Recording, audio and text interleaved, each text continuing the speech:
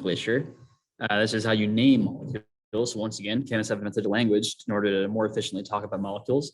So the way you name a molecule is you find the parent chain. So the parent chain for this molecule here is 1 carbon, 2, 3, 4, 5, 6, 7. That's the parent chain because it's the longest possible chain in the molecule. Now the number of the carbons on the parent chain, so that's the substituents, have the lowest numbers attached. Substituents will be this chloro, this methyl, and this methyl group. And we're going to go from this direction because if we go 1, 2, 3, this chloro will have a 3 position. But if we go 1, 2, 3, 4, 5, this chloro will have a 5 position. So you want to go with the lower possible one first. And then the reason we actually we're going to name them, this is a chloro group, and this is a methyl group and a methyl group. So we're going to call that dimethyl. And then now we're going to put everything in alphabetical order. And the substituents come first, followed by the parent chain. So, and they're named alphabetically because, and then you forget the di. So that's kind of 2 things to think about right here. This chloro is C comes before M. That's what you're going off.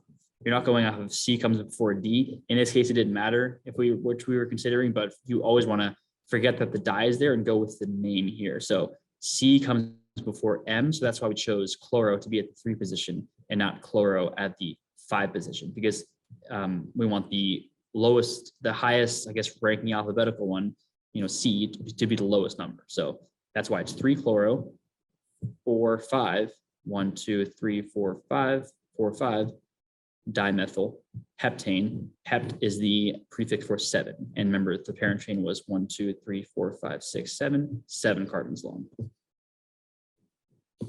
And we'll do this one really quickly. We're going to go to the parent once again, find the parent chain, 1 carbon, parent chain referring to carbons, 1 carbon, 2 carbon, 3, 4, 5, 6. So 6 is hex. So it's going to be a hexane. Then we're going to go name the substituents. The substituents is actually really just this ethyl group here. So that's where at the 2 position. So 1, 2, 2 ethyl. And then you add, there's the last step I didn't go over because it didn't apply to the last one, is you add a suffix to the parent chain.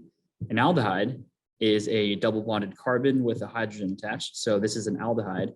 And then you name an al. So instead of a prefix, it'll be a suffix of al. And that's where that al comes from. So 6 carbon parent chain, hexane. There's an ethyl group at the 2 position, 2 ethyl. It's an aldehyde, so al. 2 ethyl hexanol, hexanal.